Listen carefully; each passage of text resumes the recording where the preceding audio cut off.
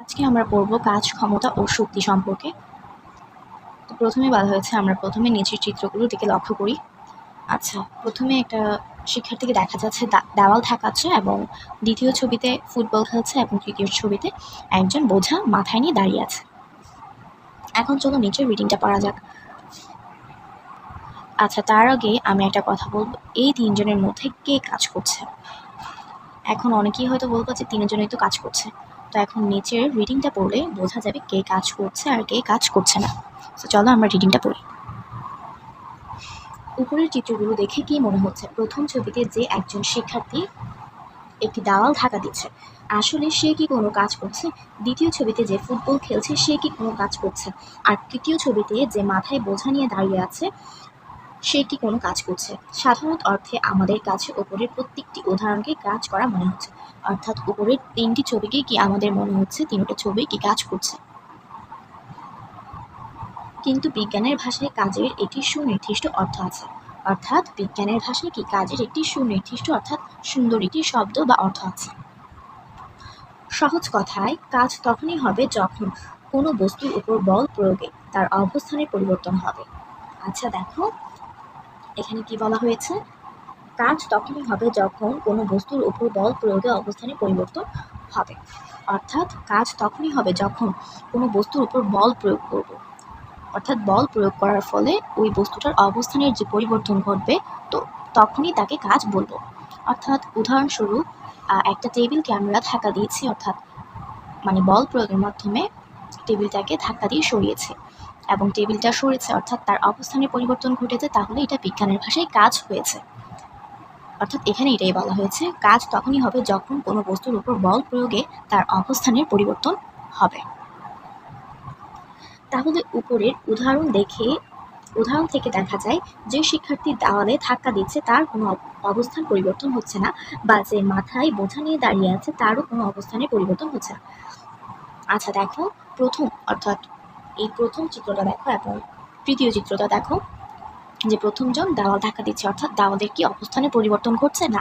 ঘটছে না, যতই ধাক্কা দেয় তার কিন্তু পরিবর্তন ঘটছে না, অর্থাৎ তা বিজ্ঞানের ভাষায় কাজ নয়।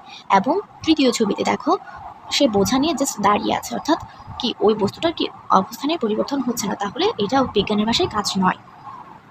তো এখন পড়ায় কি বলা হয়েছে দেখি। ফলে বিজ্ঞানের ভাষায় এই দুইটি ক্ষেত্রে কোনো কাজ সংঘটিত হচ্ছে না। এখানে যে ফুটবল খেলছে তার এবং ফুটবলের অবস্থান পরিবর্তন হচ্ছে, ফলে সে কাজ করছে। অর্থাৎ দেখো, সেকেন্ড নাম্বার যে ছবিতে দেখানো হয়েছে, একটা ছেলে ফুটবল খেলছে, অর্থাৎ তার এবং সে যে ফুটবল খেলছে অর্থাৎ ফুটবলের কিন্তু অবস্থার পরিবর্তন ঘটে আছে। তাহলে হচ্ছে কি, এটা বিজ্ঞানের ভাষায় কাজ করানো মানে কাজ বোঝানো হচ্ছে আর কি। অর্থাৎ আমরা জানি যে কি, অবস্থানের পরিবর্তন ঘটলেই কি, অর্থাৎ বল প্রয়োগের ফলে অবস্থানের পরিবর্তন ঘটলেই কি কাজ হয়। অর্থাৎ যেহেতু ছেলেটা ফুটবল খেলছে তাহলে তার অবস্থানের পরিবর্তন ঘটছে, তাহলে বিজ্ঞানের ভাষায় সে কাজ করছে। বিজ্ঞানের ভাষায় আমরা বলতে পারি কোনো বস্তুর উপর বল প্রয়োগ করে বস্তুটিকে বলের দিকে এক স্থান থেকে অন্য স্থানে সরানো হলে কাজ সম্পূর্ণ হয়। অর্থাৎ বিজ্ঞানের ভাষায় কি, বল প্রয়োগের ফলে একটা বস্তু কি এক স্থান থেকে অন্য স্থানে সরানোকে কি বলা হয়, কাজ সম্পূর্ণ হয় আর কি। আর কাজের সাথে দুটি বিষয় সম্পর্কযুক্ত, একটি হলো বল এবং অপরটি হলো বস্তুর অবস্থানের পরিবর্তন। আর অবস্থানের পরিবর্তনকে কিন্তু আরেকটা ভাষায় সরণ বলা হয়। ওকে, কাজের সাথে কয়টি জিনিস সম্পর্কিত? দুইটি জিনিস সম্পর্কিত, একটি হলো বল আর একটি হলো কি, সরণ বা অবস্থানের পরিবর্তন। তোমরা সরণ বলবে। আচ্ছা, বিজ্ঞানের ভাষায় কাজ হলো বল ও বস্তুকৃত বলের দিকে অতিক্রান্ত দূরত্বের গুণফল। আচ্ছা, বিজ্ঞানের ভাষায় কাজ হলো কি, বল ও বস্তুকৃত, এসব লেখার কোনো দরকার নেই, জাস্ট লিখবা বিজ্ঞানের ভাষায় কাজ হলো বল ও সরণ এর গুণফল। অর্থাৎ আমরা কি জানি, ওয়ার্ক মানে হচ্ছে কাজের ইংলিশ কি, ওয়ার্ক। আমরা এখানে লিখে দিয়েছি কাজ ইংলিশ হচ্ছে ওয়ার্ক, তো ওয়ার্কের ফার্স্ট অক্ষর ইংলিশে ডাব্লিউটা ব্যবহার করা হয়েছে শর্টকাটে সংক্ষেপে। তারপর সমান দিয়ে, আর বলের ইংলিশ হচ্ছে ফোর্স, তো ফোর্সটা ব্যবহার করা হয়েছে এখানে। আর স্মরণের ইংলিশ হচ্ছে যে, মানে স্মরণের যদি ইংলিশ করি তাহলে অ্যাস, স্মরণের যদি ইংলিশ ট্রান্সলেট করি তাহলে হচ্ছে অ্যাসটা আগে আসে, তাহলে আমরা এখন অ্যাস দিয়েছি। তো এটা কিন্তু গুণ করতে হবে, তাহলে আমরা পেয়ে যাব আমাদের কি কাজ আর কি, মানে কে কতটুকু কাজ করছে। তো এখন নেক্সট লাইনে আমরা চলে যাচ্ছি। আচ্ছা, এখন নেক্সট লাইনে কি বলা হয়েছে, একজন রিক্সা চালিয়ে এক স্থান থেকে অন্য স্থানে যেতে কাজ করতে হয়।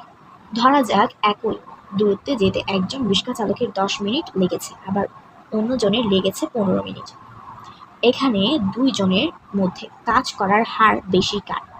তাড়াতাড়ি কাজ করার সাথে ক্ষমতা ব্যাপারটি জড়িত, অর্থাৎ তাড়াতাড়ি কাজ করার সাথে কিন্তু অবশ্যই ক্ষমতা ব্যাপারটি কি জড়িত।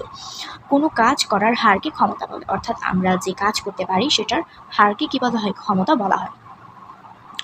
কোনো রিক্সা চালক কোনো জায়গায় কম সময়ে গেলে তিনি বেশি ক্ষমতা ব্যবহার করেন, অর্থাৎ আমরা ক্ষমতা পাই মোট কাজকে এবং মোট সময় দিয়ে ভাগ করে। অর্থাৎ আমরা ক্ষমতার আরেকটা সূত্র পেয়ে গিয়েছে, মোট কাজ এবং কি মোট সময় দিয়ে ভাগ করে। আচ্ছা, ক্ষমতার ইংলিশ কি? পাওয়ার।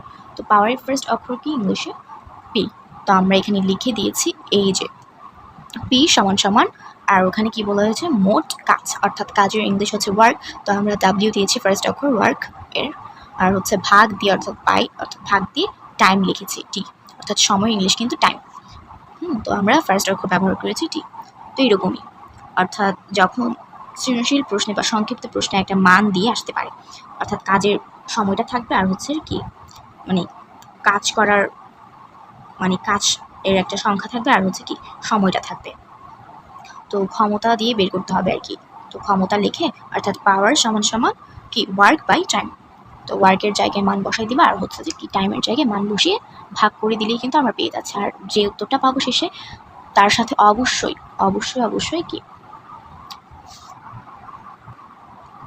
যে মানটা পাবো সেটার সাথে অবশ্যই অবশ্যই কি করতে হবে? জুল বা সেকেন্ড, হ্যাঁ এরকম লিখতে হবে। অর্থাৎ ধরো যে মান যদি পাও 8, তাহলে 8-এর সাথে জুল আর বাইরে কি সেকেন্ড লিখতে হবে। অর্থাৎ এরকমভাবে দেখিয়ে দিচ্ছি আমি, এই তো এরকমভাবে। দেখো ক্ষমতা সমান সমান, আচ্ছা পাওয়ার থেকে শুরু করি। এই তো পাওয়ার সমান সমান ডাব্লিউ বাই টাইম, অর্থাৎ টি সমান সমান হচ্ছে কি ডাব্লিউ এর একটা মান থাকে আর হচ্ছে কি কাজের একটা মান থাকে আর সময়ের একটা মান থাকে। তো মানটা আমরা বসিয়ে দিয়ে থাকি। কাজের ধরো যে মান 40 আর হচ্ছে যে টাইমের অর্থাৎ সময়ের মান হচ্ছে 5। তো সেটা দিয়ে এখন আমরা করব।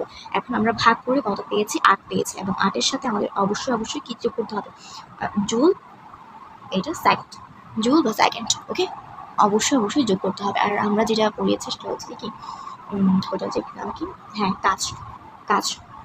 তো কাজের ক্ষেত্রে দেখো ওয়ার্ক সমান সমান এফ গুণ এস, অর্থাৎ কি ফোর্স ইন্টু কি সরণ, অর্থাৎ কাজের সূত্র কি ফোর্স ইন্টু সরণ। তো কাজ দিয়ে ফোর্সের একটা মান থাকে আর হচ্ছে কি সরণের একটা মান থাকে। তো মান বসিয়েছি আমরা, তারপর কি কাজ লিখে সমান সমান কি যেটা পেয়েছি গুণ করে সেটাই লিখেছি, এবং এটার সাথে অবশ্যই অবশ্যই জুল কথাটা অ্যাড করতে হবে। আর ক্ষমতার সময় কি করতে হবে? জুল এরকম একটি চিহ্ন দিয়ে তারপর সেকেন্ড দিতে হবে।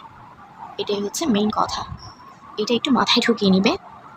আর জুল জিনিসটা আমরা এখন একটু পরে পড়ব। আচ্ছা, কাজের সাথে সংশ্লিষ্ট আরেকটি ব্যাপার দেখা যাক। দুজন শিক্ষার্থী সিদ্ধান্ত নিল যে তারা স্কুল খেলার মাঠটিকে মোট 5 বার প্রদক্ষিণ করবে। শুরু করার কিছুক্ষণ পর দেখা গেল একজন 2 বার প্রদক্ষিণ করে বসে পড়ল, আরেকজন 5 বারই প্রদক্ষিণ করলো। এখানে আমরা কাজ করার সামর্থ্যকে বিবেচনা করব। এদের মধ্যে যে 2 বার প্রদক্ষিণ করার পর বসে পড়ল সে কাজ করার সামর্থ্য ফুরিয়ে ফেলল, আর যে 5 বারই প্রদক্ষিণ করলো তার কাজ করার সামর্থ্য বেশি। বিজ্ঞানের ভাষায় কাজ করার এই সামর্থ্যই হলো শক্তি, অর্থাৎ বিজ্ঞানের ভাষায় কাজ করার এই সামর্থ্যই হলো শক্তি। এখানে দেখা যাচ্ছে যে কাজের সাথে শক্তি সরাসরি সম্পর্কযুক্ত। হ্যাঁ, কাজের সাথে শক্তি সরাসরি সম্পর্কযুক্ত। আচ্ছা, শক্তি ও কাজ মূলত ভিন্ন কিছু নয়। আচ্ছা, শক্তি ও কাজ কিন্তু কি ভিন্ন কিছু নয়। কাজ করার জন্যই প্রয়োজন হয় শক্তি, অর্থাৎ আমরা যখন একটা কাজ করব তখন কি আমাদের প্রয়োজন হবে শক্তি। যার যত বেশি শক্তি সে তত বেশি কাজ করতে পারে। এই কাজ এর পরিমাণ দিয়ে শক্তিকে পরিমাপ করা হয়, অর্থাৎ কাজের যে পরিমাণ দিয়ে কি শক্তিকে পরিমাপ করা হয়। কাজের এককই হলো শক্তির একক, অর্থাৎ কাজের এককই কি শক্তির একক, অর্থাৎ কাজের একক যা শক্তির একক তা। আর শক্তির একক হলো জুল।